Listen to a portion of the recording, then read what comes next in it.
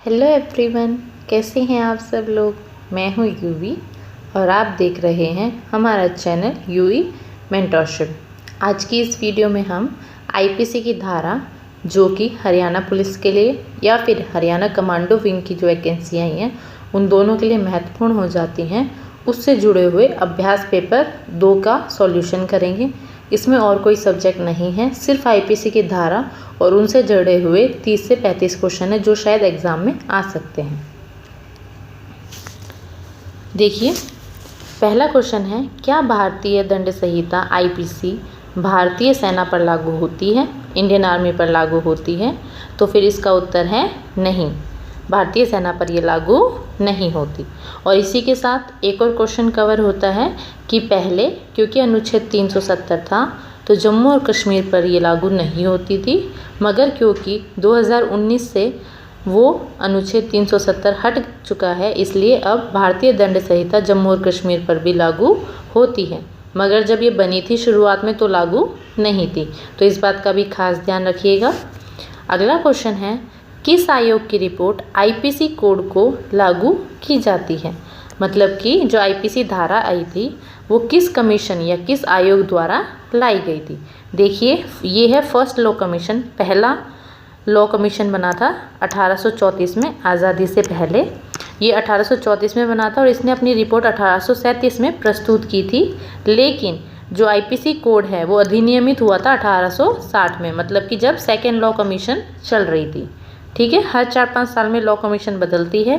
तो जब इसका सुझाव प्रस्तुत किया गया था तो 1837 पहली लॉ कमीशन चल रही थी, और जब ये अधिनियमित कर लिया गया था तो सेकेंड लॉ कमीशन 1860 में चल रही थी। इन दोनों को आप याद रखेंगे। अगला क्वेश्चन है, भारतीय दंड संहिता की मसौदा समिति वही ड्राफ्टिंग कमेटी का अध्यक्ष कौन था? मतलब जब आईपीसी की धारा को ड्राफ्ट किया जा रहा था, बनाया जा रहा था, तो उस मसौदा समिति का अध्यक्ष 1834 में जो पहली लॉ कमीशन थी उसने 1837 में रिपोर्ट सबमिट की, तो उसका जो हेड था वो कौन था? लॉर्ड मैक्यूले थे। नेक्स्ट क्वेश्चन है, कूटकरण क्या है? देखिए, जो चैप्टर 2 है, अध्याय 2 है आईपीसी कोड का, उसकी धारा 28 में कूटकरण नाम का एक शब्द है जिसको अंग्रेजी में काउंटर फाइट कहा जाता है। और कूटकरण का मतलब होता है कि आप कोई ऐसी चीज़ है उसका कॉपी बना दे, बिल्कुल जैसे आईफोन है, मार्केट में कोई आईफोन के जैसा उसका कॉपी बना दे बिल्कुल, और उसको उसी रेट पे बेचे या उसकी नकल निकाल दे, तो फिर वो एक तरीके से उसका कूटकरण कर देता है। जैसे जाली नोट भी आते हैं मार्केट में, तो कूटकरण की जो सही परिभाषा होगी वो क्या होगी? कूटकरण के लिए यह आवश्यक नहीं है कि बनाई गई नकली वस्तु ठीक वैसी ही हो। यदि इस प्रकार निर्मित नकली वस्तु को देखकर असली समझने का धोखा दिया जा सके तो इस धारा के अनुसार कूटकरण कहा जाएगा। ऐसा नहीं है कि बिल्कुल उसके जैसी हो, मगर अगर कोई इंसान उसको देख के धोखा खा सकता है कि ये तो वही चीज़ हो सकती है जो असली है, तो उसे कूटकरण कहा जाएगा। ये जो कूटकरण शब्द है ये एक और जगह इस्तेमाल हुआ है, धारा 232 में, जिसमें कि भारतीय सिक्के को जानबूझकर कूटकरण, जो कि सिक्के के बारे में बताता है। ये जो अध्याय है जहाँ धारा 232 है वो हमारे कॉइन्स मतलब सिक्कों के बारे में बताती है। ठीक है, तो अगर हमारे सिक्कों का या हमारी करेंसी का कोई कूटकरण करता है, मतलब करेंसी की कोई नकल निकालता है, तो वो धारा 232 में है। अगला क्वेश्चन है, गर्भपात करना अपराध नहीं है जब वह किया जाता है। देखिए, गर्भपात करना कोई मतलब गर्भपात को अंग्रेजी में अबॉर्शन कहा जाता है, बच्चे को गिराना, तो वो कोई अपराध नहीं है जब वो किया जाता है। तो इन 4 ऑप्शन में से क्या होता है? पिता की सहमति से यदि वो अविवाहित हो, या फिर सद्भावपूर्वक उस स्त्री की जान बचाने के लिए, या स्त्री की सहमति से या पति की सहमति से। तो इनमें से सबसे सही उत्तर कौन सा है जिस पर हरे रंग का निशान है?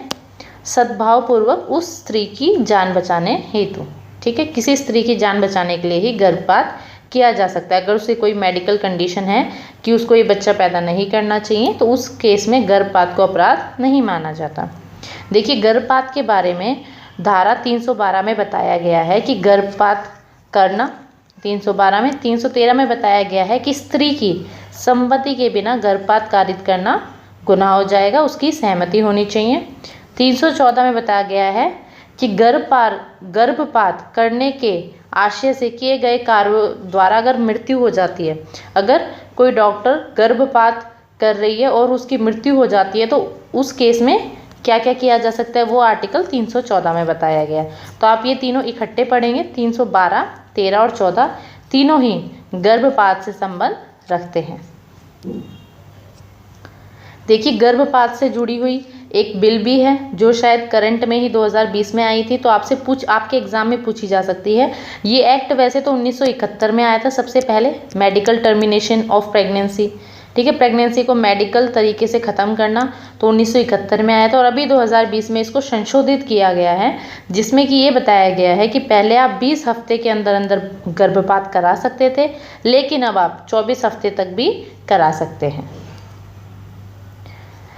अगला क्वेश्चन है, आईपीसी और सीआरपीसी की धाराओं में क्या अंतर है। आईपीसी होता है इंडियन पेनल कोड और सीआरपीसी होता है क्रिमिनल पेनल कोड, ठीक है, जो स्पेशली क्रिमिनल्स के लिए होता है। अब देखिए, कानून को दो भागों में बांटा गया है, मौलिक विधि और प्रक्रिया विधि, मतलब सब्सटेंटिव लॉ और प्रोसीजर लॉ।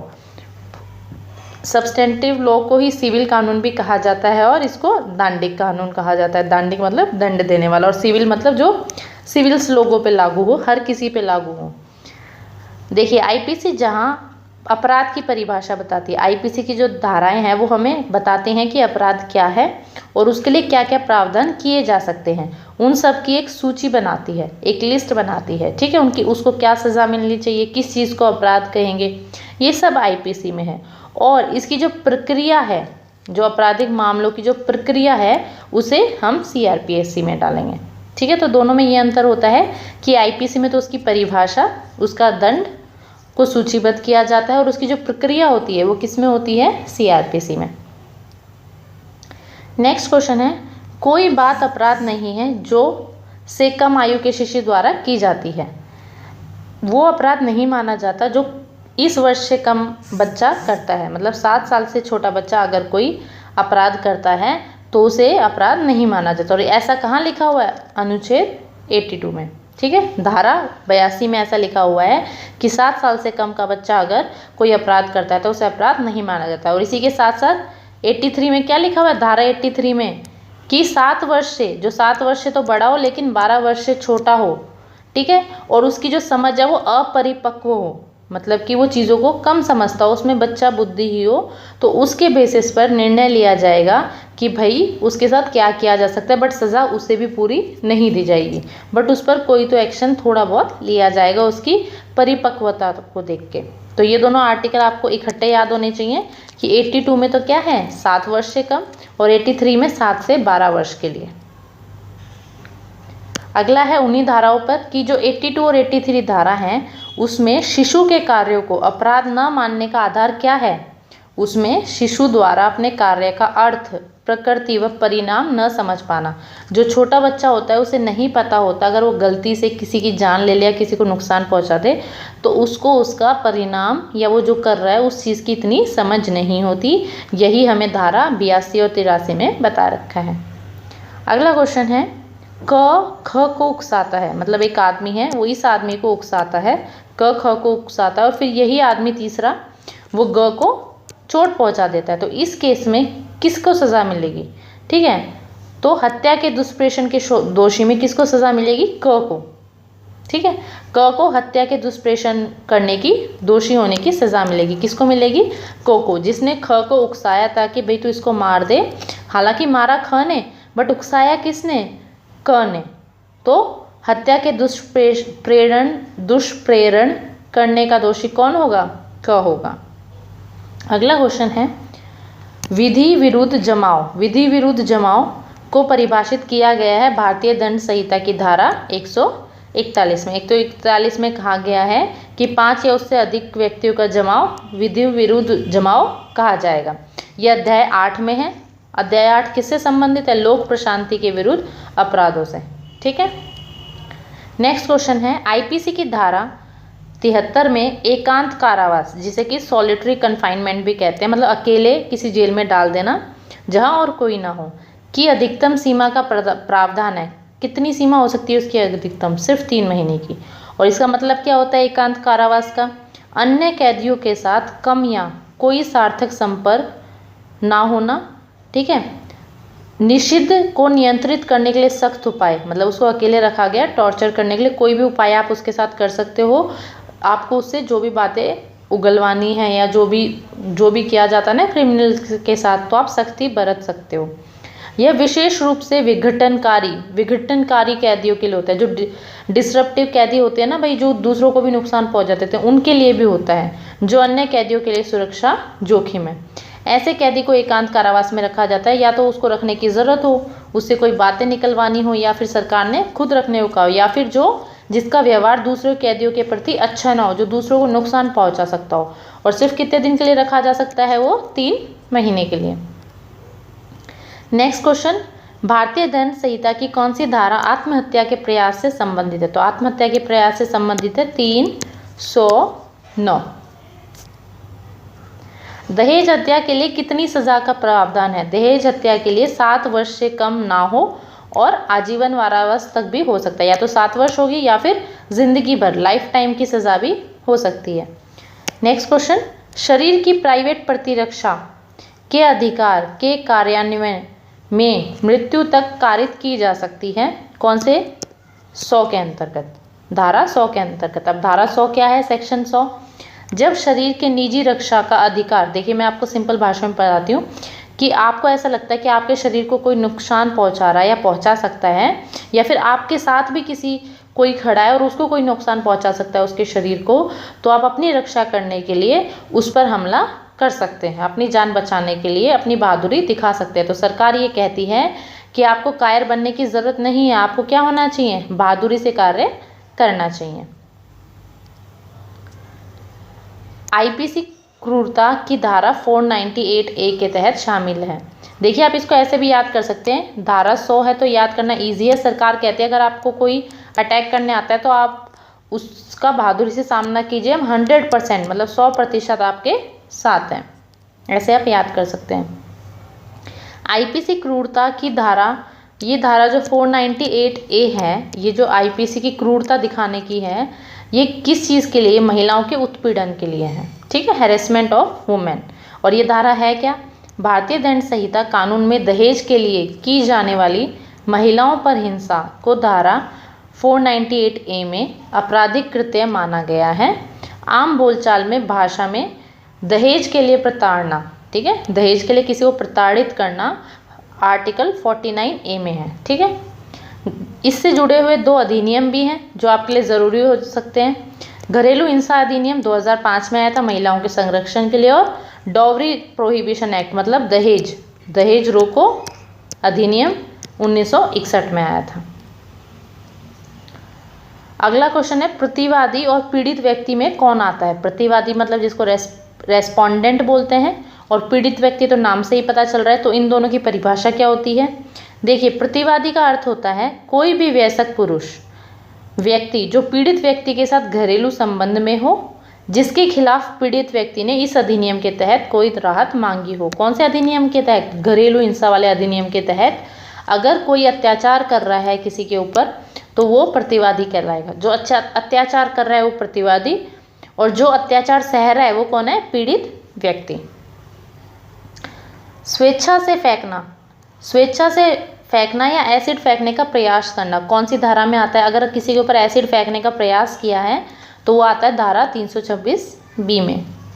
एक महिला से यौन पक्ष के लिए मांग करना कौन सा दंडनीय अपराध है? सेक्शन 354, ठीक है। धारा 354A के तहत अगर आप किसी महिला से यौन पक्ष के लिए मांग करते हैं तो आपके ऊपर 354A की धारा लगेगी।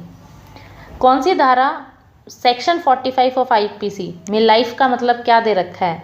Life of human being, life of animal, या दोनों, या फिर कोई भी नहीं। तो सिर्फ इंसान की जान की बात की गई है धारा 45 में, ठीक है, life of a human being.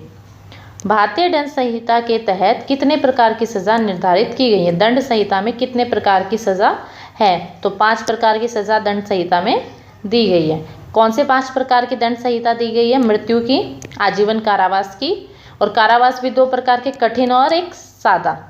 संपत्ति का संपहरण, आपकी संपत्ति ले ली जाएगी, और आर्थिक दंड की, ये 5 तरह की धारा 53 में दी गई हैं।